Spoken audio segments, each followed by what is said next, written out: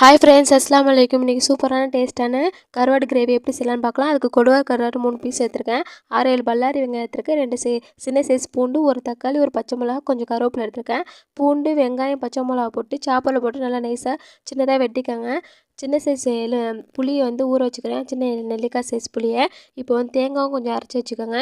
இப்போ மண் சட்டி அடுப்பில் வச்சுட்டு நல்லெண்ணெய் சேர்த்துக்கோங்க. நல்லெண்ணெய் சேர்த்தா தான் செம்ம டேஸ்ட்டாக இருக்கும். இப்போ சாப் பண்ணி வச்சுருக்க வெங்காயத்தை போட்டு நல்லா வதக்கிட்டு, தக்காளியும் கருவேப்பிலையும் போட்டு நல்லா வதக்கிட்டு, இப்போ க்ளீன் பண்ணி வச்சுருக்க கருவாடை சேர்த்துக்கோங்க. அதில் 1 ஸ்பூன் மிளகாய்த்தூள், 1 ஸ்பூன் குழம்பு மிளகாய்த்தூள், 1 ஸ்பூன் மஞ்சள் தூள் சேர்த்துக்கோங்க. நான் சின்ன ஸ்பூனால் சொல்கிறேன். 1/4 ஸ்பூன் மிளகுத்தூள் சேர்த்துக்கோங்க.